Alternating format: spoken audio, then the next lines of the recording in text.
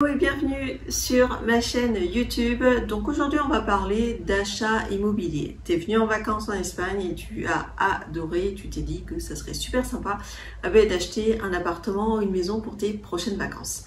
Donc avant de sauter le pas, je vais t'expliquer un petit peu comment ça se passe et ce qu'il faut faire et ne pas faire, surtout pour éviter les mauvaises surprises. Donc là on va commencer de suite par le NIE ou le NIE.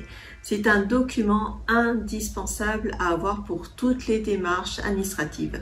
J'ai déjà fait une vidéo dessus, donc si jamais tu veux aller voir, n'hésite pas à aller checker donc cette vidéo et ça va t'expliquer un petit peu ce qu'est le NIE. Ensuite, donc une fois que tu as ton NIE, on va pouvoir ouvrir un compte bancaire qui est nécessaire pour tout ce qui est transactions immobilières. Tu vas pouvoir payer aussi tout ce qui va être impôts, la TVA, l'électricité, l'eau, etc. Et si tu es non résident, tu as la possibilité d'ouvrir un compte, mais qui lui, au niveau des frais, risque d'être plus élevé. Et donc là, ce compte-là, c'est Una Cuenta Bancaria para no residentes. Alors, ce que je pourrais te conseiller, ça serait des banques plutôt qui sont en français et en anglais certaines et que tu peux avoir en ligne. Tu as par exemple Sabadell qui est très prisé par les étrangers qui achètent un bien ici en Espagne, mais après tu as CaixaBank qui est très connue et la BBVA qui est la plus grosse banque d'Espagne. Tu vas pouvoir choisir ton agent immobilier. Donc, sache que la commission est payée par le vendeur. Donc, souvent, le prix de la commission est répercuté sur le prix de vente. Il faudra aussi que tu vérifies que l'agence immobilière est bien enregistrée sur le registre officiel. Après, sache que les agents immobiliers, il y en a plein des francophones que tu peux avoir sur la Costa del Sol, en Catalogne, etc. Il suffit d'aller sur des groupes Facebook de Français et là, si tu marques, voilà, je recherche un bien, j'aimerais venir m'installer, etc. Tu vas avoir différents agents immobiliers qui vont venir te contacter pour pouvoir répondre tout simplement à ta demande, qu'est-ce que tu souhaites, etc. Après, moi, je connais Nathalie qui est là depuis plus de 10 ans, donc elle est spécialisée sur Malaga jusqu'à Tarifa. Et là, en ce moment aussi, elle est dans le coin de Torrevieja, donc la Costa Blanca, Murcia et Cartagène, si jamais ça intéresse quelqu'un. L'agent immobilier va te fournir le certificat énergétique, le titre de propriété, mais aussi la notée simplée qui est tout simplement qu'il n'y a pas de dette sur ce bien-là. Que tu vois avec ton agent immobilier tous les biens qui sont vendus sans licence d'habitation. Alors, qu'est-ce que c'est que la licence sans habitation? La licencia de primera ocupación, c'est la mairie qui t'indique tout simplement que ton logement, oui, il peut être habité, qu'il a tous les permis de construction et qui respecte les normes d'habitation, c'est-à-dire l'électricité, l'eau que tu peux te raccorder à l'eau, etc. Alors pourquoi j'en parle? Parce que ça peut arriver qu'en Espagne, qu'un vendeur ne te le dise pas, que c'est caché, mais qu'il a fait par exemple une extension de la maison sans te le dire, et toi tu penses que ça fait partie donc de la maison et c'est pas le cas. Si jamais la mairie s'en rend compte quand tu vas aller t'enregistrer, une fois que tu as acheté le bien et que tu as enregistré le tout légalement, sauf que là la mairie va se dire mais moi j'ai pas eu le document comme quoi j'avais autorisé justement cette extension. Donc là la mairie, ce qu'elle va faire, soit tu arrives à t'arranger et tu gardes ton extension, soit elle va te dire carrément de la supprimer. Donc voilà, ça peut arriver aussi sur des piscines. Et il y a quelques habitations, des fois, les gens ont construit sur leur terrain une piscine, sauf qu'ils n'ont pas demandé l'autorisation de pouvoir la construire. Alors là, ça va être le travail de l'avocat aussi qui va venir vérifier tout ça. Mais on en parlera tout à l'heure. Mais c'est ça la licence d'habitation, c'est la vérification que ton bien est en ordre, qu'il peut te permettre d'habiter dedans, que toutes les normes sont respectées, et surtout qu'il a eu tous les permis de construction. Mon autre conseil, ça va être de prendre un avocat.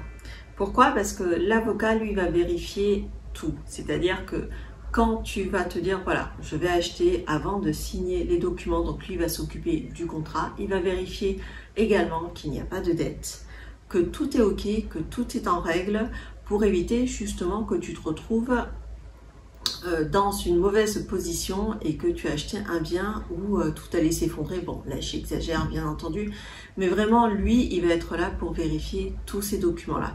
Ce qu'il peut faire aussi, c'est lors de l'achat, il peut lui te faire le nier, il peut ouvrir le compte bancaire, etc. si tu lui demandes. Et même certains, ça serait de changer, de faire tous les changements au niveau d'électricité, d'eau, etc. pour que ce soit à ton nom. Donc lui, il va être payé entre 1 et 2%. Mais c'est vraiment très important d'avoir un bon avocat. Et surtout si tu ne parles pas espagnol. Alors, je sais que certains proposaient, certains agents immobiliers, donc le premier qu'on avait rencontré pour la location, il nous avait dit que lui, il pouvait tout simplement traduire les documents. Et ça, c'était inclus dans son offre si on achetait avec lui et tout ça. Donc voilà, mais c'est très important d'avoir un avocat qui vérifie vraiment tout ce qu'il faut, qu'il n'y ait pas de dette, qu'il n'y ait pas quelque chose qui n'irait pas, un vice caché, etc. Après, on n'est pas à l'abri de tout, mais avoir un avocat, c'est vraiment indispensable et je te recommande à 100%.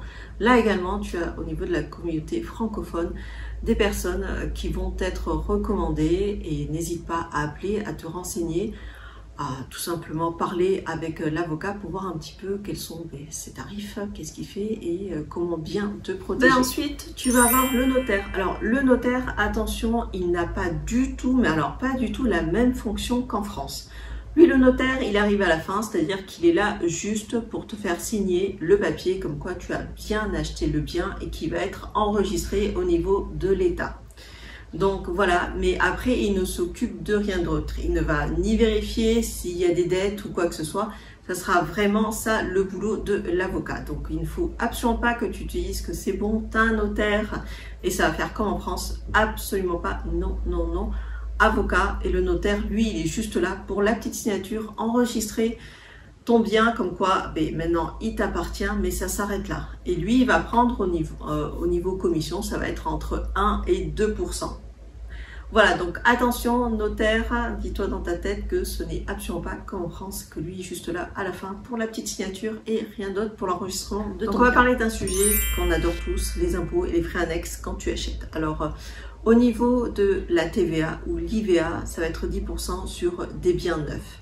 Ensuite, tu vas avoir sur le pourcentage sur les biens anciens. Donc là, ça va s'appeler, alors, ITP, Impuesto de Transmisiones Patrimoniales. Donc là, ça va être entre 6 à 10% et ça va être selon les régions. Parce que oui, en Espagne, en fonction de la région où tu vis, le pourcentage, les impôts ne seront pas forcément les mêmes. Donc il faudra faire attention et voir si tu veux aller en Catalogne. Je crois que la Catalogne, c'était là où c'était plus élevé, si je ne me trompe pas. Donc à vérifier déjà au niveau de la région pour savoir combien c'est. Mais mets-toi en tête qu'il faudra rajouter sur le prix de vente que tu vois sur Idealista, tous les sites internet qu'on peut avoir, etc. ou même dans les agences immobilières, il faudra rajouter ces 12 à 15% sur le prix.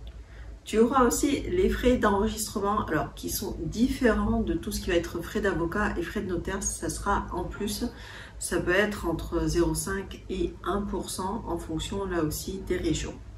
Alors une fois que tu as acheté ton bien, il va falloir aller l'inscrire au registre de la propriété ou en espagnol, Registro de la Propiedad.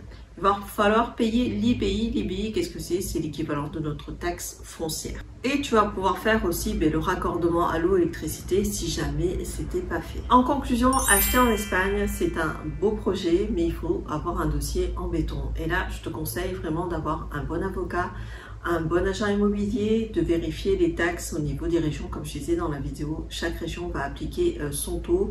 Pour tout ce qui est ancien, ça va être entre 6 et 10%. Et bien aussi d'avoir une enveloppe, on va dire, pour si jamais il y a de la réforme à faire, c'est-à-dire des travaux, etc. J'espère que la vidéo t'a plu. N'hésite pas à me laisser un commentaire, c'est avec plaisir que j'y répondrai.